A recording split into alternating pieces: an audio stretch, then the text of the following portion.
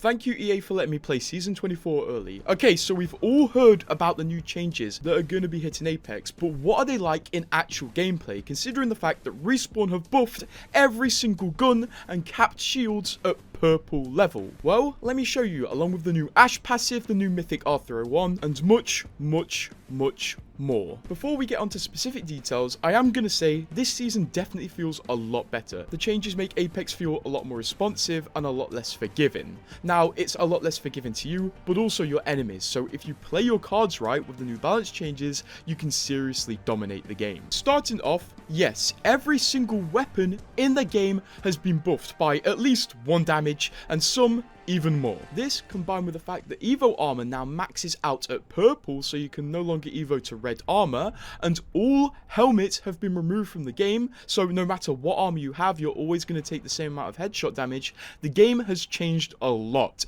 and you're going to feel instantly when you play. To be fair, the high TTK in Apex at times was frustrating because you would do a lot of damage on somebody just for them to slink away and heal almost instantly. So the game feels a lot more rewarding now, and a lot more skillful, if I dare to say. Respawn did also make some other changes, like the knocked crawl speed has been increased, so you crawl quicker. And also, by default, you can carry 6 syringes and 6 cells now, no matter what class you are playing. Although this isn't the only syringe and cell related change, because the support perk allowing faster movement and double healing when using a syringe has been completely removed. Yes, supports did get a nerf, and it's going to put them in a pretty good position, I would say. I was playing Lifeline and she didn't feel particularly OP, but she still feels very fun. Also, you may notice something pretty cool when I'm diving into the games here. The map actually has names of places visible from the dropship. You don't have to enter the map anymore, so this is going to make it easier to communicate in general and communicate with new players who aren't really familiar with the map. You may also notice from points of interest, there are beams of random colours being shot up, and these are from the arsenals, which I'll show you gameplay of very soon. There have been a few new items you will encounter in Battle Royale in this update as well, and one of them is the red helmet, which can only be found in Mythic loot bins or the care package, and essentially the red helmet is the only way in the game you can evolve to red armor. So if you pick up the red helmet, it will give you red armor. The helmet won't actually reduce any headshot damage, so essentially the helmet is just a boost for your armor core, nothing more, nothing less. Also, there's going to be 3 new R301 variants that I can actually finally show you. These will land in this really cool Rampart care package, and when the care package lands, a hologram of Rampart jumps off and actually has a pretty cool voice line, which I'll let you experience in game. But essentially, this care package drops with 3 R301s, so your whole team can get equipped, and each one has a special effect. Like this one, which gives off an AoE healing effect. Whenever you damage enemies, people in the AoE, which is very visible, it gets slightly distracting, will get healed. Another one gives you faster movement and reload speed, as well as ability charge on knocks and ultimate charge on kills.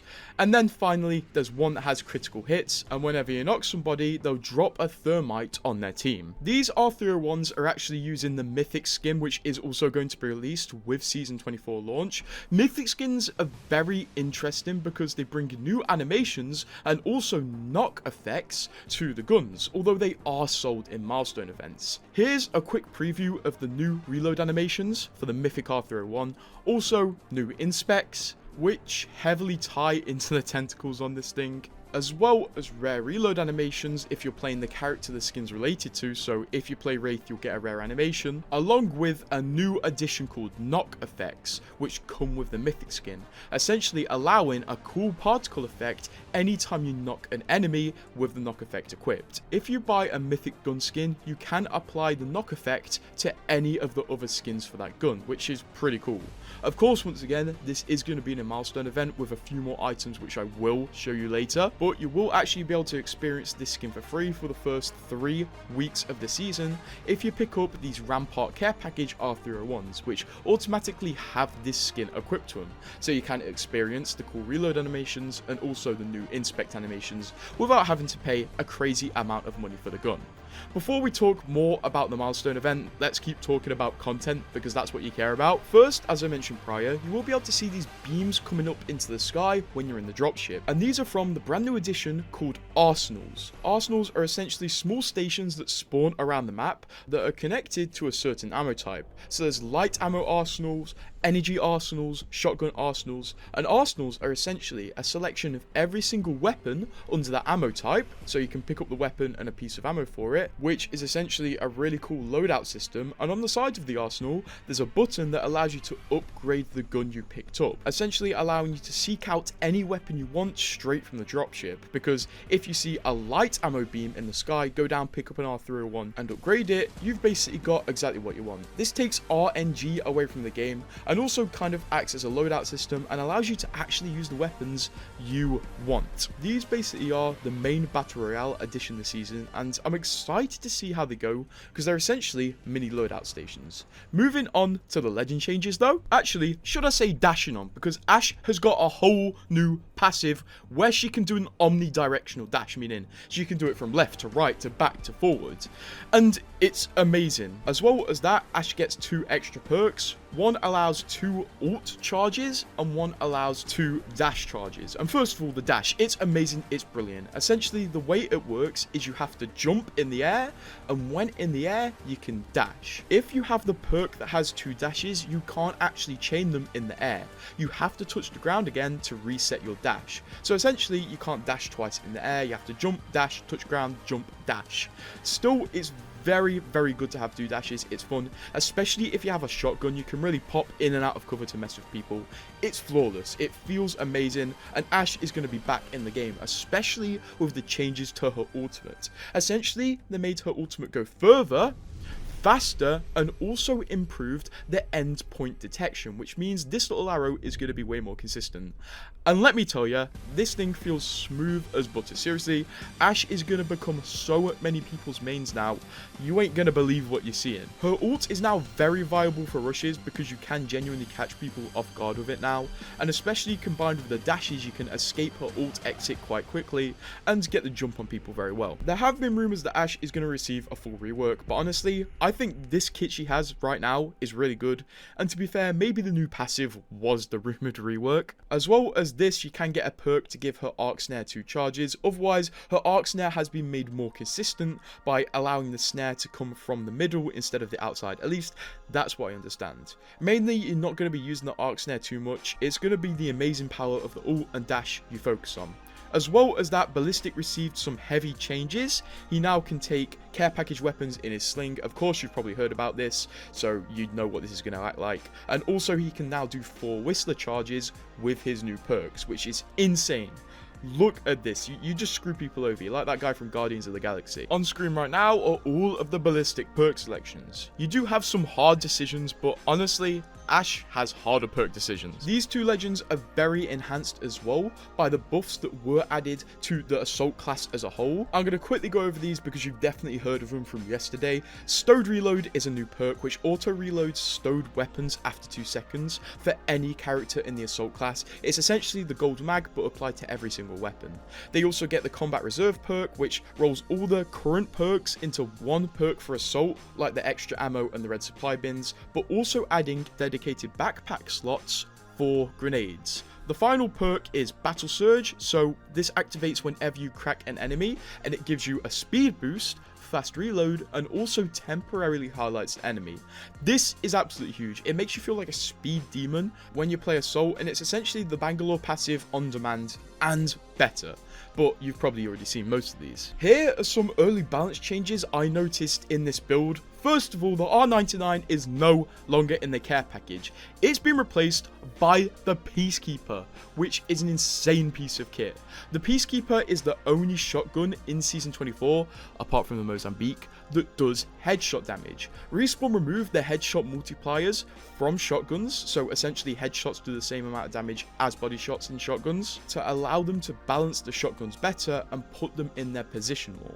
But the Peacekeeper, because of its choke which focuses in, is an exception, and this thing is insane. The max damage you can do to the body is 108, and the max damage you can do to the head is 135. 5. Also, the car SMG has received another buff, as well as the big buff, and as well as the buff in the last milestone event. Now it can take a laser, which is going to reduce its spread, definitely pushing it into the viable SMG tiers, and maybe even above the R99 now. Definitely pick up the car, give it a try, especially with all of the changes. Also, I'm going to flash the individual damage values of headshots and body shots on every single weapon as I'm speaking right now. Just pause on any weapon you're interested in, because this is essentially the patch notes right here. And quick tip, if you're on PC, you can use these buttons to scrub frame by frame to find specific gun values. Okay, they should be done right now. Moving on, we have seen some changes to the end of match summary. Now it shows a lot more of a detailed view of your progression in Apex, like your battle pass progression if you're a new player, your starter pass, and also many more metrics, including the weapon mastery system, which has seen some changes I'll talk about later.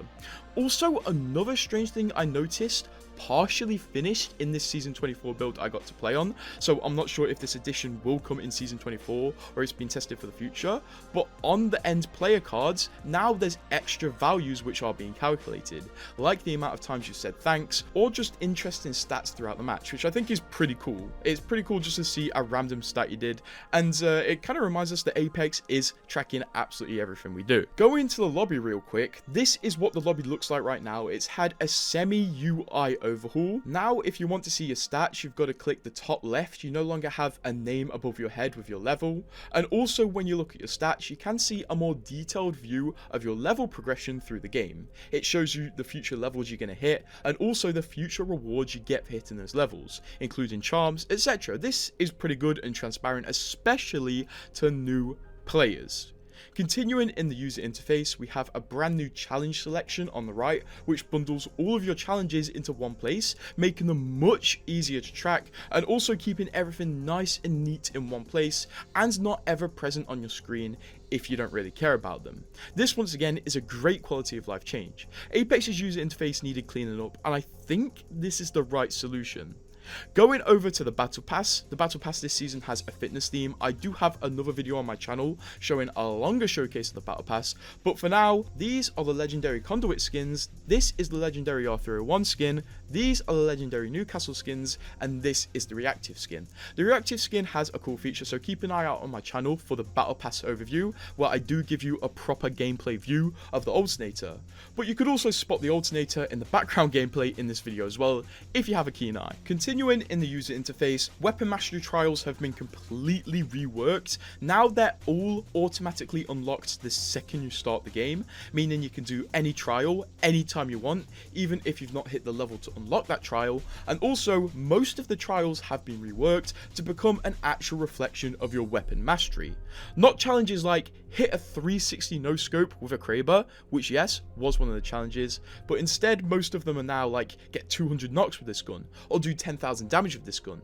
Actual things that show your proficiency and mastery of the weapon, which is a very good move, honestly. This was much needed, although it would be nice to see some more XP tweaks to the weapon mastery system, as I do still think it's very slow. Also in the challenge section, we have a whole new section called Road to Ranked, which I'll show you in a minute, because Ranked has seen some changes to how it works. But also we got this community challenge section where members of the community create challenges for the players, and if the players finish these challenges, it gives them cool rewards. And one of the rewards up for grabs when the season starts is 20 Apex packs. That is $20 worth of packs. So definitely keep your eye on the challenge section when you start the game, because these challenges are going to be awesome. As well as that, there's a new section called Road to Ranked, which is the new rank system.